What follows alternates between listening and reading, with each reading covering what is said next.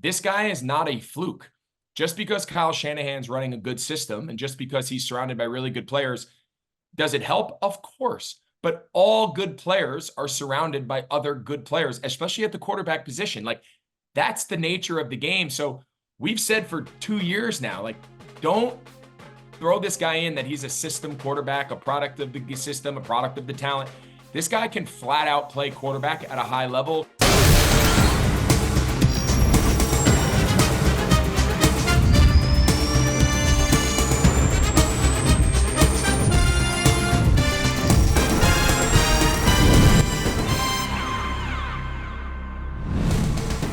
Welcome to the NFL on Fox podcast, presented by Verizon, the NFL powered by Verizon 5G. I'm your host, Dave Helman, and Week 4 is upon us. Welcome to the Week 4 preview, a grudge match weekend. We got 5 division games on the docket this weekend. That is the most in 1 week so far. So many rivalries to get to. Our guy, Peter Schrager, is on the show again today. We're going to talk to him about a couple of those games, plus a whole lot more. We got Chiefs and Chargers right here in LA this weekend. We're going to check in with Fox Sports reporter Henry McKenna about the Chiefs offense and how they can improve. Yes, even at 3-0, running for a three-peat. Yes, the Kansas City Chiefs have plenty of room for improvement on the offensive side of the ball. NFL on Fox broadcaster Kenny Albert's popping by today as well to talk about one of my favorite rivalries in the NFL, just one of the pettiest, most spiteful games every year. That would be Saints-Falcons, New Orleans heading up to Atlanta for an NFC South grudge match. So much to get to, a loaded show as per usual, but like we often do, we're going to start things out with our guy, Greg Olsen. He joins us on Thursdays to preview his game, and it's out here on the West Coast in Week 4. The San Francisco 49ers trying to right the ship against the New England Patriots. Check out our conversation with Greg this week. All right, Patriots at 49ers, late window on Sunday. Greg, I want to switch it up because there's so many bad things we could start with for the 49ers, unfortunately. It's just been that kind of season for them to this point. But I want to talk about Brock Purdy because we've, and I'm guilty of this. I include myself in this, but so many people have wanted to see, wow, can you do it without all these great players? Can you do it when things aren't good? Well, he's playing some fantastic football right now without as much help as he's used to. I mean, I guess we're not surprised at this point, but what have you seen from this guy? Yeah, I kind of chuckle, the past couple days, a lot of the conversations and the narratives on the daily shows and the radio and, the articles that we get sent to us and whatnot in the media and the beat writers, it's like everyone's acting like they're surprised that Brock Purdy can operate without McCaffrey, without Kittle, without Debo. Brandon Ayuk's had a slow start coming off missing training camp. Obviously, Jennings had a huge game last week, so we kind of relied on him and obviously the run game with Mason. But I kind of just laugh because we've covered a million Brock Purdy games over the last couple of years. We called this first ever start. We called the NFC Championship. I mean, we've kind of seen the whole journey, and we have said it to everyone who will listen. This guy is not a fluke. Just because Kyle Shanahan's running a good system and just because he's surrounded by really good players, does it help? Of course. But all good players are surrounded by other good players, especially at the quarterback position. Like, that's the nature of the game. So we've said for 2 years now, like, don't throw this guy in that he's a system quarterback, a product of the system, a product of the talent. This guy can flat out play quarterback at a high level. Kyle Shanahan has said it. Everyone has said it. And, now I guess everyone's coming around because Debo's not there and Kittle wasn't there last week and McCaffrey's out. So I guess it does justify it a little bit, but I kind of think it's a lazy take. I don't, that in my mind, at least, I never had any concern that, oh my God, you take a couple good players out and he's going to turn into a pumpkin. I just never thought that was going to be the case. Credit. Absolutely. And I guess it's not that I thought he would be a bad player, but it's just such a strong supporting cast there in San Francisco. And the way he was playing last week against LA, and look, I know they didn't get the win, but to lift Jawan Jennings up to another career game the way he did in the Super Bowl, and it's not just like he's taking what's available to him. I mean, the 49ers have a vertical passing game. Like, he is taking deep shots downfield Is it his ability to extend the play? I mean, obviously, you just mentioned it. Shanahan's system gets so much credit. What allows the offense to operate at such a high level, even with so many guys out? Yeah, I mean, part of the conversation is the Shanahan system, whether it's operated by Kyle or we've seen it now throughout the league, operated by a lot of guys to high success throughout the entire league, right? You look at what they're doing in Houston, it's a byproduct. You look at what McDaniels did last year in Miami, it's a byproduct. The success, albeit not the game we called, but New Orleans with Kubiak, they've gotten off to a fast start, running in essence a version of this system, and then of course LaFleur. I mean, we can go around the whole. So the system is part of the conversation. But when you really watch them, especially last year, like the ability to throw the ball downfield efficiently, the average air yards per attempt, yards per completion, explosive plays, like he's not just, yes, do they get a lot of yards after catch? Yes, that's a combination of the personnel. Debo and Kittle are uniquely talented after the catch, and they catch the ball on the run. There's a lot of space and windows. But he's the product of a lot of yak, but he's throwing the ball downfield in the air, and yards per completion and yards per attempt is amongst the highest in the league. I thought a good point you brought up, like his ability to get out of the pocket, something New England's really struggled with the last 2 weeks with Rodgers and the week before with Geno Smith. Nobody outside of Josh Allen has thrown more touchdowns since the start of last year outside the pocket than Brock Purdy. So he doesn't get a lot of credit. Maybe he's not the athlete that jumps off the page, but he's a very good athlete, very good being mobile, keeping himself as a passer, not just looking to get completions. When he gets outside the pocket, he's looking to throw the ball, again, vertical explosives downfield. So does it help? Does it hurt that some of his top players are out? Of course, but I thought his performance last week against LA in the midst of all that was impressive. I think it's the most impressed I've been by him to this point. And I've been impressed by him a lot of times, but when you factor in what wasn't there and all of that type of stuff, I thought it was incredibly impressive. Now, I do want to touch on some of the down notes. I mean, I have all the confidence in the world. The Niners can still be a very good team, but this is one of those teams where it's Super Bowl or bust for the San Francisco 49ers. And at what point do all of these injuries, Javon Hargrave is now done for the year. We'll see what happens with Christian McCaffrey. The list goes on and on and on. At what point do you start to be worried, not that the Niners can be a good team, but that they can reach, the type of ceiling we have in mind for them? Well, I mean, I guess my answer is twofold. I guess the positive is, now Hargrave, different animal. It looks like he's going to be out for the year with the triceps. I don't know if that's official, but they're still trying to gather some information. The other injuries seem relatively short-term. Debo, Kittle, still, we'll figure out the McCaffrey thing. He's still got a couple weeks to go on IR. So hopefully the fact that it happened early in the season, a lot of these backup guys, Jordan, Mason and Jennings and some of these guys who maybe otherwise would have gotten less opportunities are getting a lot of opportunities in place of them. Once they all do get back, now their depth is a little bit better, and they still have a long way to go during the season. So I think offensively, they're going to be able to weather some of this, especially if McCaffrey ends up being okay. Because I think Debo and Kittle, in the grand scheme of things, their injuries are relatively minor. We're talking like a couple weeks.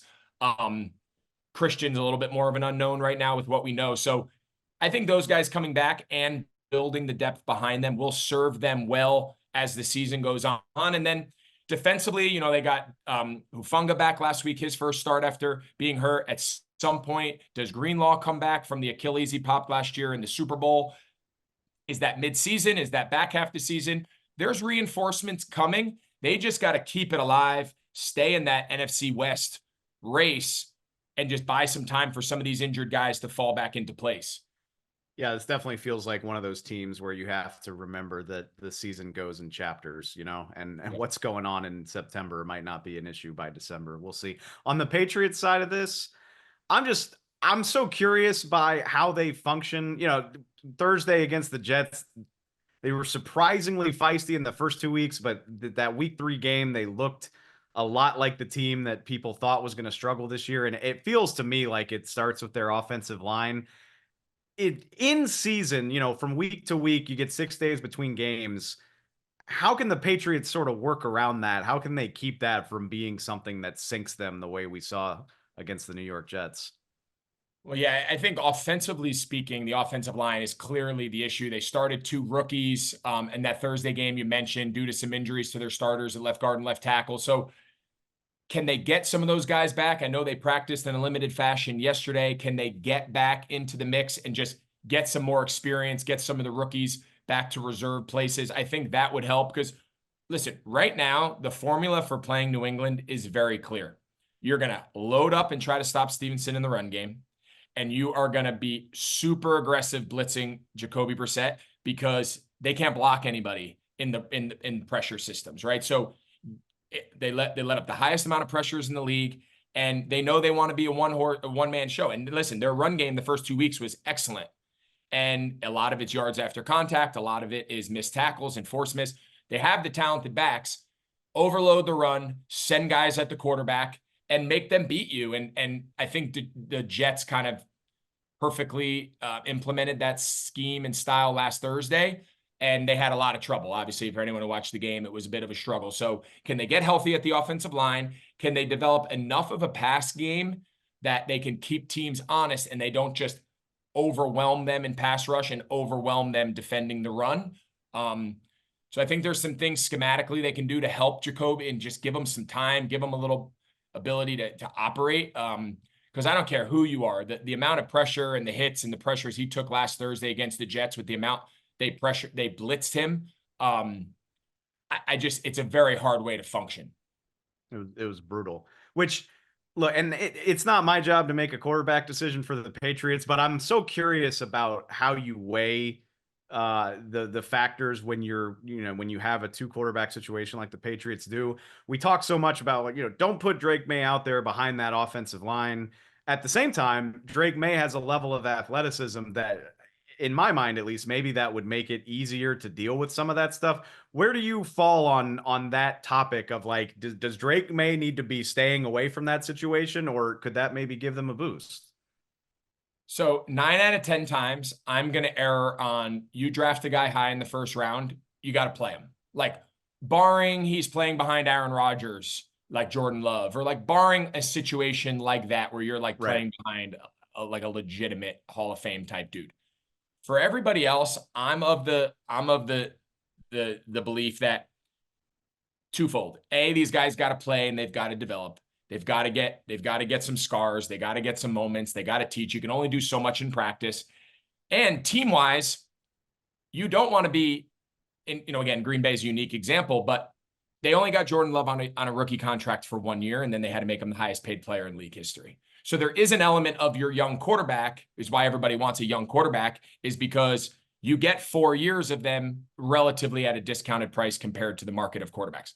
With all that being said, I'm not putting Drake May in this offense. So this is my one exception to the rule. Until they can get healthy up front, until they can establish a little bit of a better understanding system-wise of pass protection and a little bit more run-pass balance, they're not just run, drop back pass where it's just teeing off and blitzing.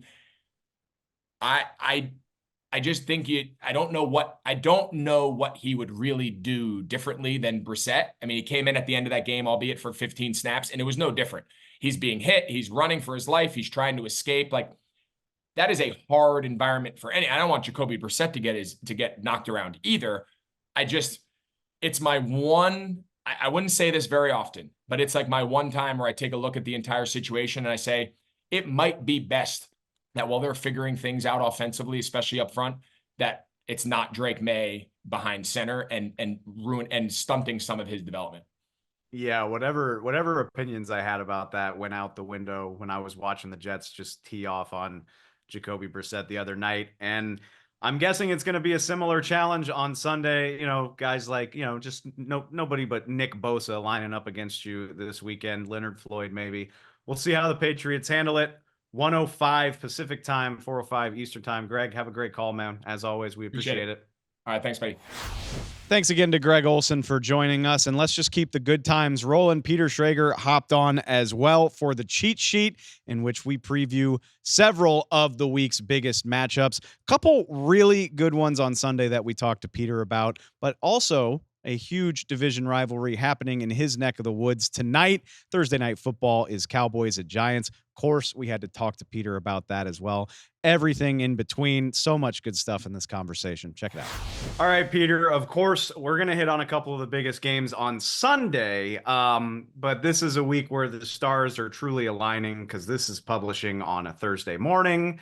You're the New York guy. I'm the longtime Dallas guy. We gotta talk about some Cowboys Giants. And here's the crazy thing, man, is like, even a week ago, even after the Saints game, I would have been like, it's the Giants. Dak Prescott always beats the Giants. Like, that's a get right game for Dallas. And I don't know, man. I watched the Giants against Cleveland the other day, and I'm like, this might not be as easy of a game for the Cowboys as I originally thought. Look, Dave, you know the numbers. He's 12-0 since 2017 against the Giants. He doesn't lose at MetLife. He just has his way with this team. And then last year, I think the scores were 40-0 in week 1, and then they beat him 49-17 later in the season. It was just absolute destruction. And yet, I am with you. It is hard for you to wake up this week and be like, oh, feeling the same way you did when the schedules came out, and that's a W. If we're going to find the Cowboys wins on the season, well, let's see. At least we know week 4, they'll beat the Giants, and they'll beat the Giants the second time when they play on Thanksgiving. And that's what your brain goes to. But I'm watching Malik Nabers catch everything in sight. First in the league in targets, leads the league in receiving touchdowns, second or seventh. I'm watching Dexter Lawrence just absolutely manhandle players in the Cleveland offense. And I'm like, we got a game. And I think the Giants fans are not jaded yet. Like that, they can go sour quick. And I thought after week 1 against the Vikings with that loss, I was like, all right, they booed that team in week 1. They're done. But just a glimmer of hope and just enough hope as we close out the month of September that I think Thursday night, and maybe I'm an optimist in that I just want competitive football. I think the script might be a little different this year than Dak's recent ventures over to MetLife. Well, you just touched on it too. Like the matchups in this game feel like they favor the Giants, just in the sense of, look, you're breaking in rookies all over the Dallas O-line. Dexter Lawrence is incredible. The Cowboys might not have Kalen Carson, their rookie cornerback. Well, that doesn't sound fun for Malik Nabers, going against Malik Nabers. Like I said, when you look at this, the one thing I'm worried about is whether or not Daniel Jones turns into a pumpkin against the Dallas pass rush. But hey, with the way Dallas has been defending the run, maybe he won't even have to throw that much. I think there's a lot of things working in New York's favor here. What's the vibe? Obviously, the vibe's down in Dallas. Everyone's freaking out. But what's the vibe on the fact that they can't stop the run? And it's not like you have some, star, defensive tackle on the bench. Like, this is what you got. And Mike Zimmer's not going anywhere. Like, is there a feeling of desperation already? It's week 3. I ask you as the Cowboys voice, like, Mozzie Smith was a nice pick, where they got him last year. And it's like, all right, but he's an undersized defensive tackle. You can't ask him to handle Derrick Henry. And here comes Devin Singletary and a pretty good Giants interior offensive line. Like, I see the Giants pounding the ball again. I think the vibes, the vibes, it's funny. The vibes around Dallas have been desperation among the fans and media since March. I was arguing with people on Twitter earlier this week that they let Jonathan Hankins go to Seattle, where he's playing well for Mike McDonald. And I'm getting a lot of pushback like, oh, well, Seattle matched Dallas's offer. And I'm like, well, then pay him $1 more. Yeah. Give him more money, because the alternative was Mozzie Smith, who hasn't proven anything in the NFL. Nope. And then a bunch of guys that they signed during training camp. And that, that's like, Zimmer knows from decades ago. Like, a Linval Joseph signing is a crazy thing to bank on your defensive line. It's exactly what it looks like. And I'm going to give him a little bit of leeway for the ability to coach guys up. And the Cowboys have proven me wrong before, but they look exactly like I thought they might look when I was looking at the 2 deep in July, going like, wait a second. Where's the defensive tackle? Where's the interior defensive line? And then running back's a real position in the league now. I don't know if the Cowboys value it, but I'm sorry I'm teeing off, but it's like, what I've watched the last 2 Sundays, and Baltimore almost gave that game away, I know, but it was dominance for 3 quarters. I don't feel great about the Cowboys right now. And on a short week with a lot of hot, talk in Dallas, Giants come in here with kind of nothing to lose. I don't think if a Giants fan thinks they're going to the Super Bowl, I don't think there's many of them. They come in here with a little bit of momentum and some excitement around Nabers, and I don't see the crowd booing them after a bad drive. It's almost like, let's support these guys. They're young and we're excited about this team.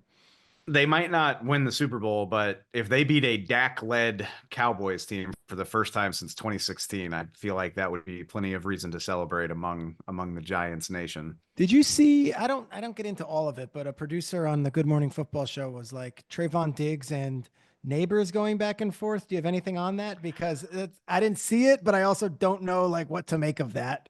I didn't see that either, but I know from following Trayvon Diggs' career that he's not afraid to mix it up in the mentions. Okay. You know, Okay. I mean that sounds right to me. Sounds and I would say, ill-advised. Also, I wouldn't do that. I wouldn't especially poke that bear.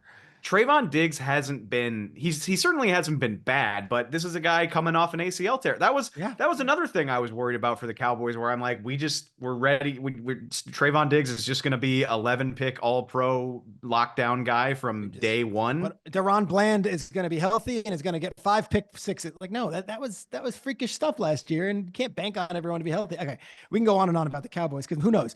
Maybe they win by 21 points tomorrow and we shut up the next day. Like that's what we could do. I mean, I can't rule that out because Dak is still there. And as long as they can keep him upright, I do think he's going to have some favorable matchups against that secondary. But I just I was penciling this in as a comfortable Dallas win. Mm-hmm. I don't think I'm not quite ready to pick the Giants, but at the very least, this game makes me nervous as somebody who spends a lot of time around the Cowboys. I'll say that. No doubt. No doubt. All right, let's take it up to Sunday in the early window. The Tampa Bay Buccaneers hosting the Philadelphia Eagles. Eagles bounce back in we'll call it weird fashion against the Saints, and then I don't know. I like the Bucs. I wrote this in the power rankings this week. I know that's something you used to do. That it's my job now, which it's a burden. It's a cross to bear, my friend. Minnesota Vikings fans hate me right now. No one will ever email you after a power rankings and be like, "Hey, nice job."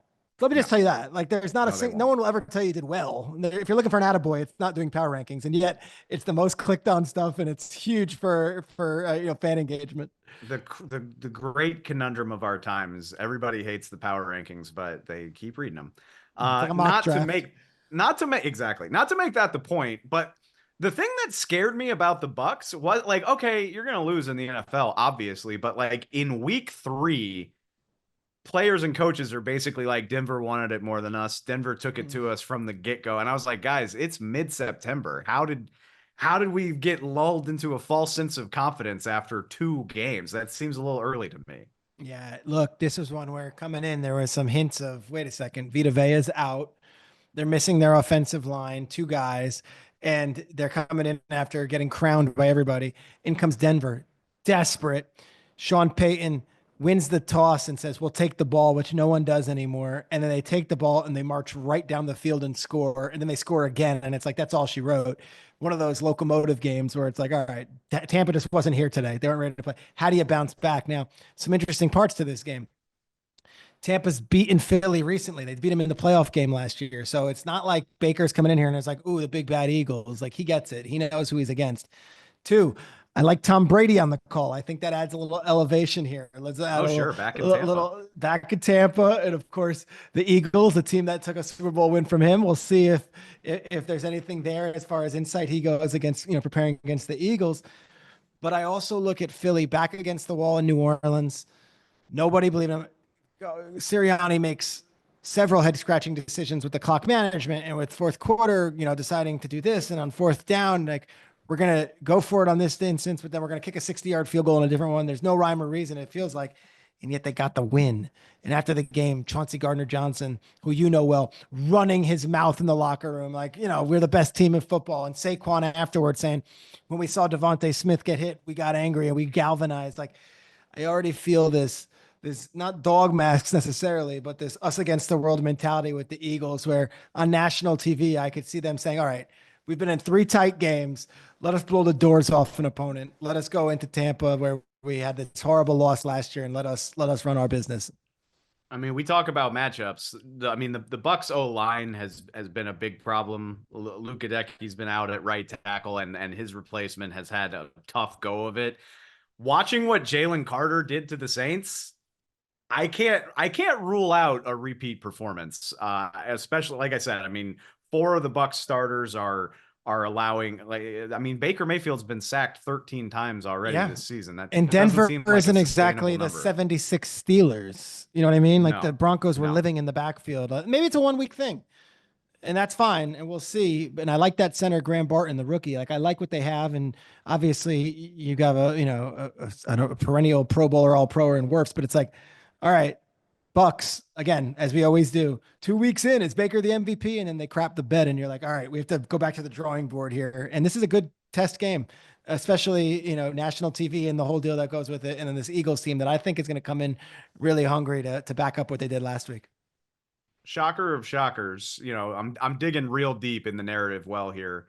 I'd love to know what you think of Jalen Hurts so far, because like I actually think he's been playing well 80% of the time. He's using his legs again.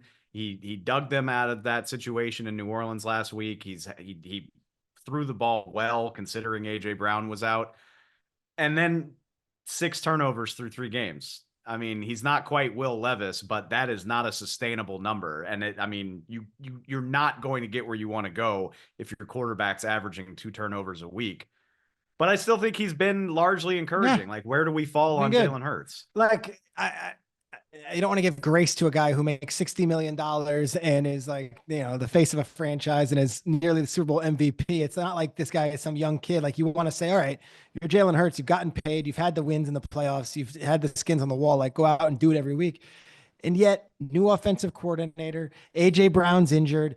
No Travis Kelce. Lane Johnson has injured. Like, I'm going to give him a little bit of grace here. I know the turnovers aren't encouraging, but if Saquon catches that ball, they're likely 3-0, and we're not doing the what's wrong with Jalen Hurts conversation. So I'm going to give him another week. I'm going to give him, but like, I think he's just fine. No one's calling for Kenny Pickett's head just yet. You know what I mean?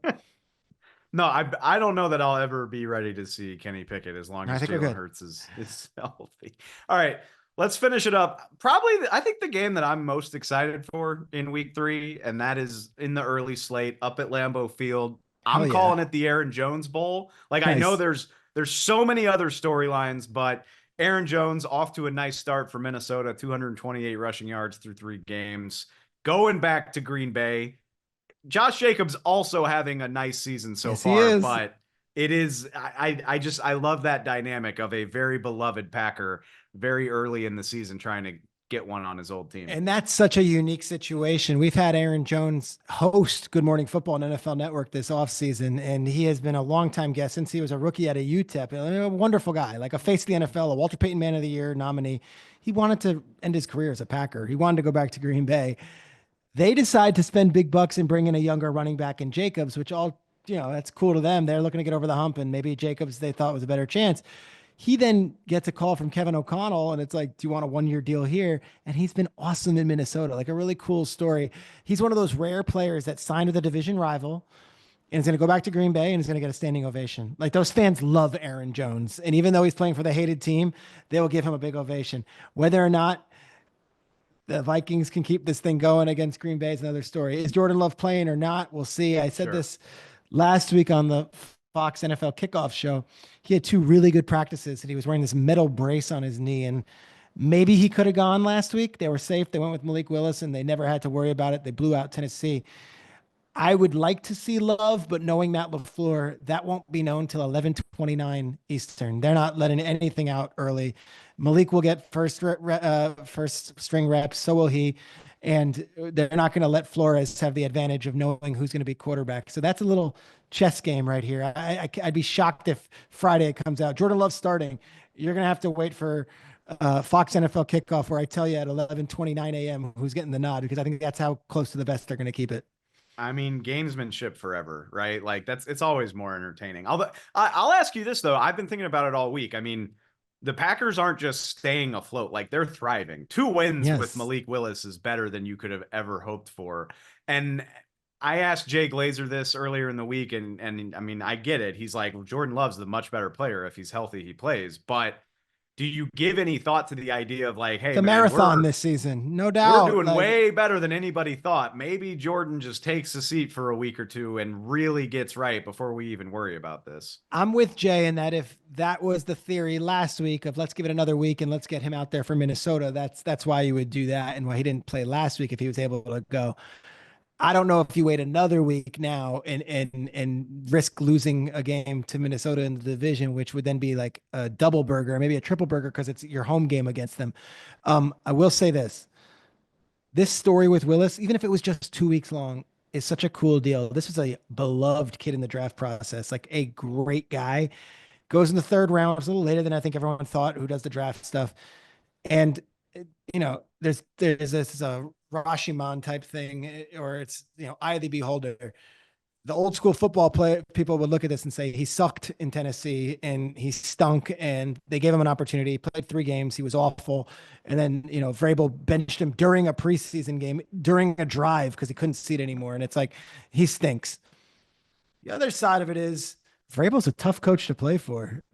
Vrabel is a tough dude, and that team and that offense, they like that. If it to each his own, but like maybe Vrabel wasn't the best guy to have a young, untested, raw quarterback be the first coach he had. Goes to LaFleur, and it's like, all right, not that it's kid gloves. LaFleur's tough too, but it's a different approach. It's a, hey, we believe in you. We're encouraging you. We're not going to make you throw the ball, as many times as maybe other quarterbacks are, but we're going to try to build our offense around you and just eke out a win. And gosh, he was great that first game, and he was even better the second game. If he only plays 2 games, and what a miracle comeback that would be from Jordan Love. But if he only plays 2 games, it's one of the cooler stories, both for coach and for player, kind of revitalizing his career, and also giving LaFleur some kudos too for that. Hey, he went from the guy who is a caddy for Aaron Rodgers to a guy who, wow, okay, he did well with Jordan Love, to now, wait, they won 2 games with Malik Willis. That's pretty darn good for Matt LaFleur as an offensive quarterback guru. I'm already writing my stump speech for LaFleur as Coach of the Year. Coach of the Year? It's O'Connell's on the other side arguing against you. Yeah, no, the other got? competitor is there, but I love that you bring that up too, because few things make me happier than a guy getting plucked off the trash heap of league discourse. Yes. And Geno Smith is playing amazing football years after. Andy Dalton. I love that. Andy Dalton. Well, and how about the other quarterback in this game, Peter? Sam Darnold is the talk of the league. And I want to pick your brain about this. Obviously, a Jets guy, a New York guy. That's where Darnold started his career. I mentioned it earlier. Vikings fans are a little angry with me because I'm slow playing this. And look, sure. I love the defense. I love so much about what they've done. I looked this up. Sam Darnold has 13 multi-interception games in his career. And he did it in every season of his career, not counting 2023 when he was only playing mop-up duty anyway. Yeah. So at what point, 3 amazing games. He's been good in all 3 of them, even with the picks. Mm-hmm. But at what point does this feel sustainable? At what point do we stop waiting to see reckless Darnold? Because I'm not out on the guy. I want to see like 3 more games like this before I'm totally in. Yeah, like evil Sam Darnold's going to come at some point. There's too much history not for There's too much history. Again, these guys get into the league. They're thrown into the fire. They start from day one. And it's like, all right, okay, now we're going to send him to Carolina, which was no better a situation. All right, now he's going to be the backup at San Francisco. Okay, that's where he's going to be the rest of his life. He's going to be backup. You saw the Instagram thing. This dude's younger than Joe Burrow still. Sam Darnold is young. Like Sam Darnold is still. That's wild. Isn't that crazy? He's still, in his early 20s, and it's like they signed him to a 1-year deal for $10 million. There's nothing to lose. McCarthy's likely the future, but if he's not, like they'll roll with Darnold. Offensive coach and Kevin O'Connell, guy who's been super encouraging. Josh McCown is in that room, who was Darnold's backup when he was in the Jets. Like, it's a really good, comfy situation, and he's throwing to Justin Jefferson, who's the greatest receiver in the world. So let's see how it goes. I'm with you. Big road test here. But hell, man, you go and you score on that Niners defense, and then you followed up by slicing through for 4 touchdowns on that Texans defense with D'Amico Ryans calling the shots. Color me impressed. I am not waiting for the other shoe to drop here. I feel like he's been pretty good. I do want to say, I mean, it's easy. Like the lazy thing to do would be like, oh, this is a statement opportunity for the Vikings. No, they've already made a hell of a statement with back-to-back wins against San Francisco and Houston. If they do this, then at this point, I'm no longer like, oh, this is like a feisty playoff team. Like you win 3 in a row over 3 teams that we all thought so highly of. I got to give you contender status in the NFC. Here's my weird stat that probably means nothing in regards to Sunday, but is great for talking points on TV and podcasts. They have started off 3-0 9 times in their franchise's history, going back to the 60s. They have never lost that 4th game. Anytime they've gone 3-0, they've gone 4-0. So again, means nothing, goes nowhere, but a great little like thing to post on the Fox Sports NFL on Fox like Instagram account, just for the record. Yeah, good color for Sunday afternoon. We'll see how it goes. What a loaded slate. Looking forward to it. Can't Always wait. look forward to these chats, Peter. I will catch up with you soon, man. You are the man. Thank you, dude. Up next, let's get to the grudge match. The New Orleans Saints lose at the buzzer to the Eagles last week. They head up to Atlanta to try to get things right against the Falcons, who are coming off a primetime loss to the Kansas City Chiefs. 2-1 versus 1-2. Plenty of history to go between the two of them. One of my favorite rivalries in the NFL. Had a chance to catch up with the guy who will be calling it, Kenny Albert, talking all things Saints and Falcons. Up next. All right, Kenny, big NFC South rivalry game in the early window right here on Fox this Sunday. I'm curious. I mean, you've done this a long time. Obviously, the NFL brings a special level of intensity regardless, but does it add any juice to your call? Does it add any juice to the preparation when you get a big rivalry like Saints Falcons is? Well, Dave, rivalry games, divisional games definitely do have a little extra juice. We get excited for every game. We've had Seattle, New England, a game that went to overtime 2 weeks ago, Giants and Cleveland last week. So a couple of AFC, NFC matchups over the last 2 weeks for our crew. But these divisional games, and my partner, Jonathan Vilma, certainly would agree, who was part of this rivalry for many years on the New Orleans Saints side. So it should be a lot of fun. Looking forward to Sunday. Let's talk about the New Orleans Saints. Obviously, one of the hottest starts in the league. Lose it right there at the last minute against Philadelphia. How do you bounce back from, seemingly feeling like you have it to losing it right there at the death on such a short week? How do you kind of recapture what they had going in the first 2 weeks of the season? Right. I think that's what, is one of the aspects that makes sports so great, right? Sports is the best reality television. And in the other sports, in hockey, basketball, baseball, you have a game the next night. You have 3 or 4 games in a week or 6 games in a week. But in football, it's just that one game. And you talk about the ebbs and flows, the highs and lows. They had 2 big wins the first 2 weeks, scored 91 points over the first 2 games, and were flying high. And then you lose a tough one, as you mentioned, and all of a sudden there's a much different feeling following week 3, heading into week 4. But Derek Carr got off to such a great start this year for the Saints over those first 2 games. Alvin Kamara, Clint Kubiak, their coordinator. Can't wait to sit down and speak with them, about what's taken place over these first 3 weeks. So it should be a lot of fun. What I'd love to know about the Falcons and Kirk Cousins is, can they just bottle their fourth quarters for a full game? Because they've been so fun and so explosive late in these games. Win against Philadelphia and then a loss to Kansas City. I consider it encouraging, but hopefully for the Falcons' sake, they can get things going a little bit earlier on in the game than they have been. Right. It's been a lot of fun to watch the Falcons' last 2 games, as you mentioned, against quality opponents in the Eagles and the Chiefs, and nearly pulled it out the other night. I've always been a big Kirk Cousins fan, dating back to his early days in Washington and then on to Minnesota. I think he's one of the top quarterbacks in the league, and now playing in Atlanta, his 3rd franchise, got off to a good start as well. So should be a real exciting game on Sunday. I know you haven't, it's still early enough in the week. Obviously you're going to sit down with these guys closer to the weekend. But I'm curious, 2 long-time veteran quarterbacks like Derek Carr and Kirk Cousins, they've been around the game. They've been around production meetings and things like that. They get to know crews over the course of their careers.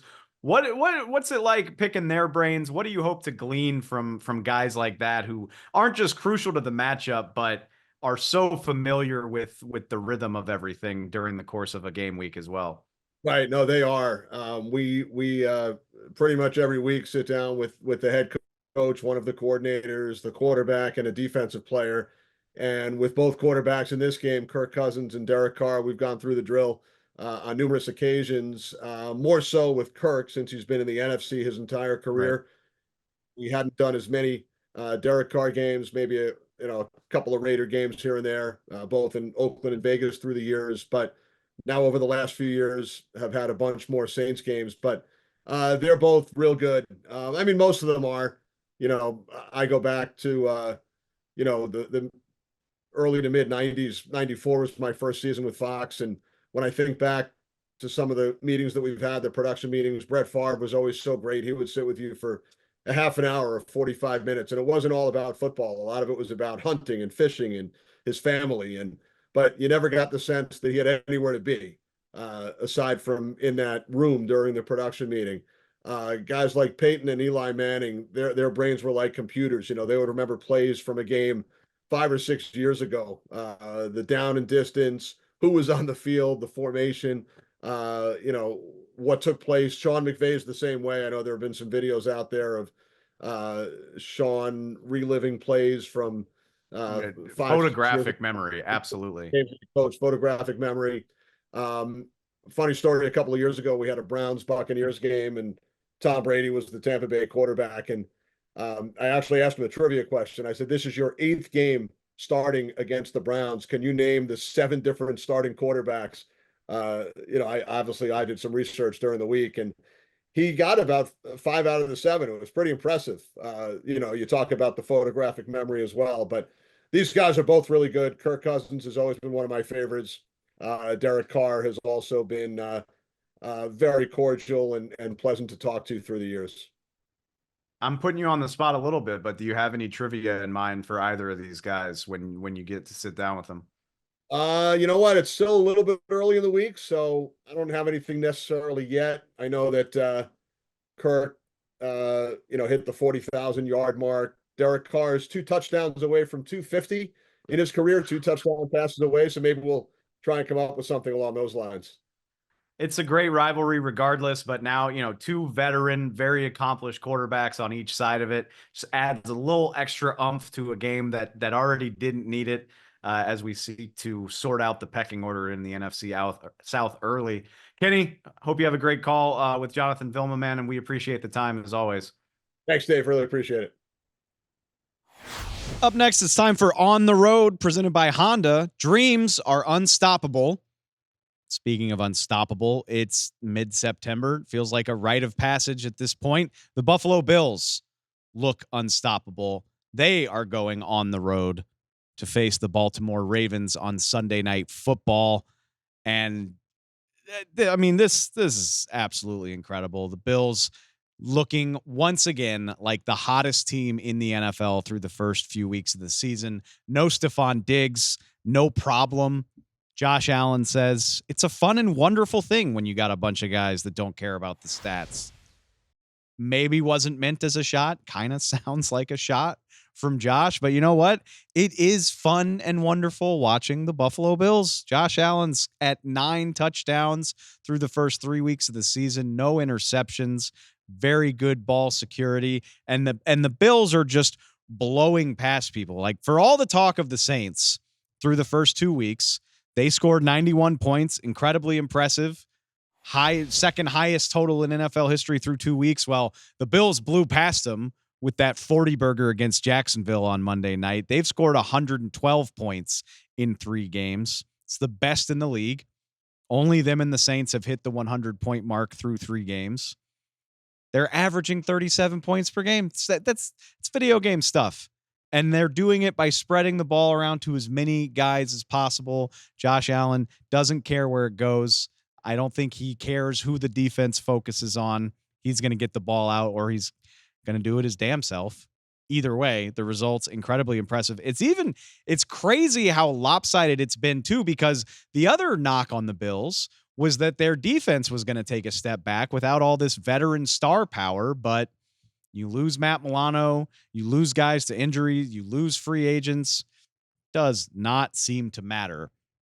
And the funny thing is, it looked like that might be the case at the beginning of the season. Season opener against Arizona, Cardinals scored on their first 3 possessions of the game, 17 points at halftime, and you're sitting there thinking, oh my God, the Bills are going to have to outscore everybody they play. Since then, since halftime of week 1, opposing offensives have only scored on 5 of their 26 possessions against the Bills defense. Secondary playing much better than anybody gave it credit for. Von Miller seems like he's rediscovered his mojo a couple years removed from injury. So now the Bills have a top 10 scoring defense in addition to the number 1 scoring offense. Back where they were always meant to be. It's September. The leaves are turning up in New York. I assume, I don't know. I live in LA. The leaves are the same color here all the time, but September, first 5-6 weeks of the season, the Bills always look like a juggernaut. And what a test to see if they can keep it going. The Baltimore Ravens come in. Hey, they got the dub in Dallas. I bet it was a little scarier than they would have preferred. Lamar Jackson talking about needing to keep the gas on the pedal. They've been outscored 32-7 in the fourth quarter the last 2 weeks. They managed to hold on and beat Dallas by 3. They obviously let it slip against the Las Vegas Raiders. It sure would be nice to see the Ravens play with the same intensity in the final 15-20 minutes of a game as they do in the beginning. Could be tough, given the injuries that they're dealing with. It's early enough in the week as we're recording this. I would keep an eye on it. But as of now, left guard Ben Voorhees, center Tyler Linderbaum, and right tackle Patrick McCary all missing practice at the start of the week. Experience leads me to believe at least one, if not more of those guys will play. But how healthy and how many miss and what impact does that have against the Bills? Because these guys have been getting after it. I'm curious to see how that unfolds. But man, either way, what a treat this is going to be. The Bills going down to Baltimore. Ravens are going to be wearing their all black unis. It's going to be absolute scenes. And John Harbaugh I love this quote. This is where I'm at with it. They asked him about this matchup. John Harbaugh says, "I'm just grateful to be part of it. These are the things that you're going to look back on and say, wasn't that cool to be there for that?" Josh Allen playing at an MVP level, early front runner for MVP, in my opinion. Lamar Jackson coming off of his second MVP, trying to get the Ravens out of the 0-2 hole they started in. Yeah, it sounds really cool to be a part of. It's only the 3rd meeting in the regular season between these two quarterbacks. They came into the league at the same time. They've been on 2 of the best teams in the AFC for their entire careers. It's odd that they haven't played each other more often, but this one looking like one of the games of the week. I hope it delivers. I hope it's as fun as it seems on paper. Truly looking forward to this one. And yeah, John Harbaugh, I wish I was there for that one. I'm sure it's going to be quite an experience. Last but certainly not least, for our big game previews, the Kansas City Chiefs are one of just 5 unbeatens left in the league, and they are heading out here to the West Coast to keep that streak rolling against the LA Chargers. And hey, defending champs, we get it. Patrick Mahomes, we get it. But talk to my guy, Henry McKenna of Fox Sports about this. Still plenty of room for improvement for these Kansas City Chiefs. Now just a matter of figuring out how they can do it. All right, the Kansas City Chiefs taking on the LA Chargers right here in LA, Sunday in the late window. Talk a little bit about it. I'm joined now by one of the bravest men in the media landscape, in my personal opinion, because Henry McKenna is bold enough to point out that they might be 3-0. They might be the 2-time defending champions, but Kansas City Chiefs, on offense anyway, not looking all that impressive through the first 3 weeks of the season. Henry, can you back up these bold claims against Chiefs Kingdom? Not even that bold. That's the truth of the matter. We've got Mahomes throwing 5 touchdowns to 4 interceptions. We've got Travis Kelce hitting 69 yards in 3 games. Their leading receiver is Rashee Rice. Their leading running back is injured. The guy that they thought might be their leading receiver is also injured. That's Hollywood Brown. And their rookie receiver, who they thought would stretch the top of the defense, is a guy that can't yet he has to have his touches manufactured. He can't yet manufacture his own touches. That's Xavier Worthy. So this offense is hardly what Patrick Mahomes wanted it to be. That's kind of how the Chiefs operate at this point in the season. I kind of almost think it's by design. I genuinely believe they're holding back Travis Kelce from the production that's there. But as we're seeing it currently, this is an offense that I think is in maybe second gear when we know it probably could get to sixth. Which, okay, we can two things can be true at once, right? Like, we trust the Chiefs completely. I'm with you. Like, after what we saw in the playoffs last season, Travis Kelce would have to no-show in the AFC title game before I was worried about him. Like, he could go all the way into November and December without having a major impact before I'm genuinely worried about it. But I think you still make a very valid point. And when you go and look at the numbers, dude, it's even more stark. Patrick Mahomes is averaging the lowest air yards per attempt in the entire league, 4.6. So not just yards per attempt, but how far are his passes traveling? They're not. And, like, the season starts with a busted coverage that leads to a long touchdown by Hollywood Brown. And you think, like, oh boy, the Chiefs are vertical again. We're about to have some fun. And it just really hasn't been the case through 3 games. Yeah, take a look at Daniel Jones's passing chart through 3 weeks. Take a look at Patrick Mahomes's passing chart through 3 weeks. You might not be able to tell a difference. And so that's kind of where this offense is at. Again, do I think that there's some degree of Andy Reid holding on to his tricks? Because this is one of the most fun offenses to watch late in the season and in the postseason. So just like I think maybe they're holding Travis Kelce back, do I think they're also holding back their playbook a little bit? Yes. And that's kind of what's most terrifying about this Chiefs offense. I think they are, just like I said, in second gear when they have 6 gears. Now, the thing that I'm not sure about whether that, like, if we're going to go deep into this gear metaphor, can they get to 5th and 6th? Last year, let's say they got to 4th. They were still kind of grinding gears at the end of the season there. But can they stretch the field with Hollywood Brown or Xavier Worthy? And can we see some, like, verticality in the way that we have been waiting for since Tyreek Hill? I mean, that's what I think can really open up this offense, because the intermediate stuff is going to be there. Rashee Rice is already taking advantage of it, and I think we'll see eventually Travis Kelce take advantage of it as well. But it really becomes open season if that deep third of the field finally is a place that Mahomes can attack again. And that's what I think would be really, really exciting for that Chiefs offense. But in the meantime, it's a little bit of Daniel Jones with like extremely excellent situational play on 3rd and 4th down from Mahomes. I think it's as easy as saying this team was really counting on Hollywood Brown, and unfortunately he's not available. He gets hurt in the preseason. It looked like he was only going to miss a handful of games. Now we know it's going to go much later in the season. But to further drive this point home, Patrick Mahomes has only even attempted 4 throws of 20+ yards. Like, they're barely even messing with the deep stuff. I'm curious. I know he didn't have a big statistical night. I'm not going to sleep on what Juju Smith-Schuster can bring to this team. And before you laugh at me, he was the leading receiver on a Super Bowl team.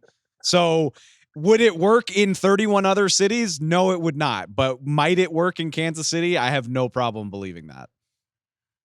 Yeah, I guess my counter to that is that I watched him in training camp with the New England Patriots 2 years ago and then this year. And in both camps, I saw a guy that was totally changed by his ankle injury. I just don't think that explosiveness and that shimmy that created separation, that especially the quick separation, like think about Julian Edelman, not like Tyreek Hill. Well, Tyreek Hill does both, but think about Julian Edelman, not like Xavier Worthy, who's got like distance speed. I think Juju's lost it a little bit, and that makes him a slightly more difficult guy to buy into as potentially changing this offense. But you know what?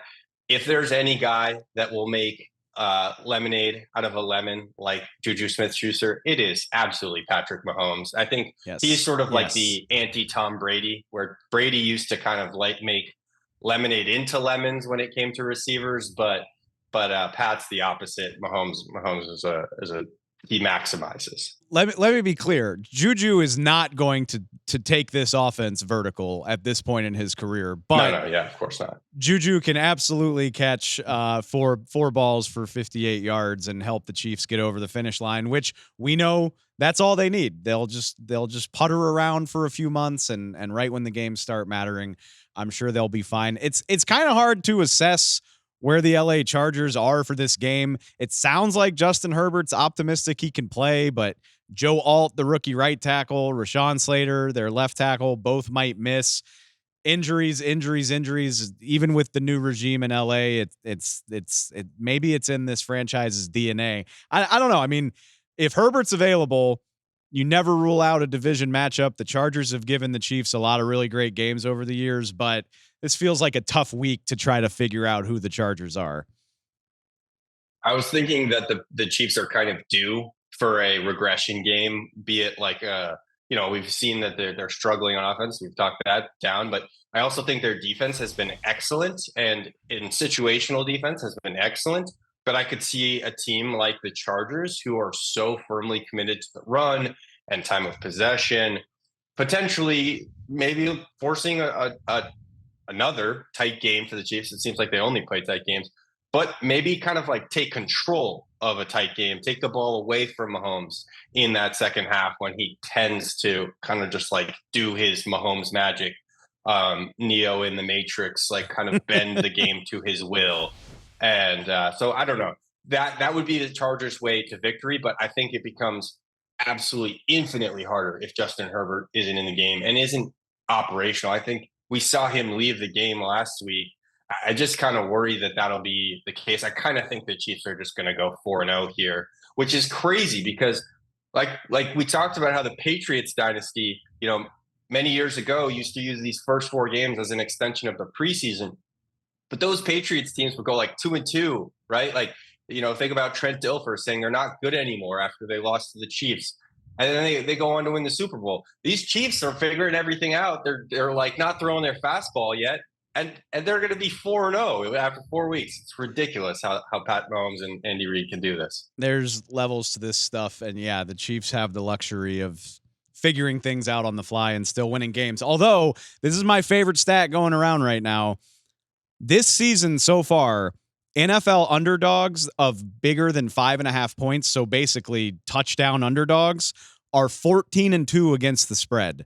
And they've won the game outright 10 times. So this has been a wild year where big favorites are not safe. The Chiefs are 7.5 point favorites. Would I bet on the Chargers in this scenario? No, I would not. But clearly some crazy things are happening in the NFL right now. I mean, you might take the points there. I think, look, the Chiefs love to play it dangerous. They love to play close games. And like you said, a divisional game where maybe Harbaugh can kind of pull something out, you get a little uppity with the Chiefs in his first matchup. I mean, I could really see an upset here, especially, again, it kind of feels like a trap game. You go 3-0 and maybe you get a little too cocky about your team being better than it really is. I don't think the Chargers will win, but I don't think it's impossible by any stretch. Like I think 7.5 is a lot of points to give the Chargers. It's such a fun spot to be where you're like, nah, I'm not willing to say it, but I can see it. I can see it. We'll see. Chargers looking much better coached under Jim Harbaugh. It certainly wouldn't surprise me if this is a closer game than a spread like that would indicate. But Henry, we'll be sure to check in with you after it's over. I appreciate you, my man. Take care. Yeah, be good. Thanks again to Henry McKenna. Up next, it's time for the Super Six, sponsored by DraftKings. If you're not familiar, go check it out. FoxSports.com and the Fox Sports app. It's the Super Six. Take 6 bets over the course of an NFL weekend. Some of them are games. Some of them are props. You place those 6 bets, and if you hit all 6 of them, you can win big. It's a ton of fun. It's a great way to stay invested with all of the action on an NFL weekend. I highly encourage you to go check it out. And to help you out, I'm going to do my best to give you one of these bets, one of the 6 this week. Which quarterback will have the most completions in week 4? Is it Joe Burrow? Is it Patrick Mahomes, Jaden Daniels, or Kyler Murray? Thought a little bit about this one. It would be so easy to overreact or to get excited about the game that Jaden Daniels had on Monday night and just assume he's going to do that again. I'm not going to say that he can't, but I still don't know if the Washington Commanders want a rookie quarterback bombing away quite that often. I mean, even as great as he was, you're still only talking about 21 completions, 23 attempts on the night. You're still not going to put the ball in your QB's hand every single snap. I don't think so. Same thing can be said for Kyler Murray, who is playing Jaden's Commanders. Cardinals want to run the ball. I'm not banking on Kyler to air it out that often in a lot of games this year. No, my answer is going to be Joe Burrow, who has 11 more attempts this year than any of these other guys, like across 3 different games, 3 completely different game scripts. One thing you can count on from Joe Burrow is he's going to air the ball out for better or for worse. I mean, so far this season, 38 attempts, 36 attempts, 29 attempts. I just need him to hit on most of those, and I think that he will. Carolina Panthers had a resurgence. They look a lot better than they did. They're still a talent-poor team, a talent-poor defense. I think Joe Burrow and the guys are going to air the ball out in Charlotte on Sunday, and I'm taking Joe Burrow to have the most completions of any of these guys in week 4. That just about does it for the show, just about wraps things up, but not quite. One more piece of every preview show. You know what it is. It's the hurry up offense. Still 9 more matchups to get to on the week 4 schedule. Not a lot of time to get to them. So what we're going to do, we're going to run down the list. Going to give you a tidbit, a nugget for each of the 9 remaining games. Get you on your way as quickly as possible. You know, get done with your podcast. Get on with your weekend. And when you see your friends at the bar or the watch party or in the fantasy group chat, you're like, oh yeah, hey, I heard that. Yeah. Did you know this? That's the goal here. Give you something interesting about each matchup for your weekend. So without further ado, my great producers are going to give me 2 minutes on the clock. I'm going to do my best to zip through it. And let's start with the Dalton Bowl. Bengals at Panthers. Andy Dalton's making his 4th start against Cincinnati already. I was surprised to learn that. He's also 2-1 against his old team. Bengals, no team has ever made the Super Bowl after starting the season 0-3. So, I mean, it's already seems bad, but absolutely cannot afford to lose this game. Broncos at Jets, the Nate Hackett game, the real one since we got Rodgers now. Here's the stat for you. Broncos are blitzing more than any team in the league. Half the time they blitz. Not sure you want to blitz Aaron Rodgers. He's got a 137 passer rating against the blitz. Just wouldn't recommend doing it. Jags at Texans. The Jags are one of just 2 teams this season that have yet to score more than 17 points in a game. I don't think it happens against this Texans defense. Steelers at Colts. The Indianapolis Colts have a league worst 36 pass completions. They've only completed a pass 36 times in 3 games. That's worst in the league. That feels noteworthy considering they're playing the best defense in the NFL. Rams at Bears. The Bears so far have gone up against the 7th, 16th, and 17th best defenses by DVOA. Feels noteworthy. The Rams are 31st. If Caleb doesn't get on track this weekend, I start to get worried. Commanders at Cardinals, another duel between Heisman Trophy winners. This is the first ever matchup in the NFL between 2 quarterbacks that are averaging a 100 passer rating and 50 rushing yards per game. Kyler and Jaden going bonkers. I hope this game is fun. Browns at Raiders. Deshaun Watson is averaging 4.8 yards per attempt this season. I can't take the Browns seriously until that changes. Titans at Dolphins. Titans have committed the most turnovers, 8, and they've got the worst turnover margin. I'm going to go out on a limb and say if they can just not turn the ball over, they beat the Dolphins on Monday night. Seahawks at Lions. Aiden Hutchinson, just the 4th player to get to 6.5 sacks in his first 3 games over the last 25 years. That's the matchup to know. Seahawks O-line has struggled this year. Geno, on the other hand, has been really good. What's that chess match going to look like? I got in under the buzzer. I'm calling it. I was done with my Seahawks Lions take when we got to all zeros. That does it for the hurry up offense. That does it for the show. Thank you so much for tuning in for another week 4 preview. We will be back on the other side of the weekend. We got the recap from all the action, talking to all of the booths, getting all the big takeaways from what goes down.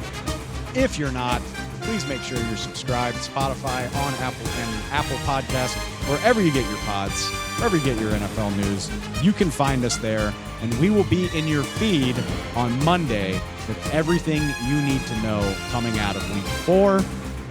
Appreciate it so much, y'all. And I will talk to you real soon.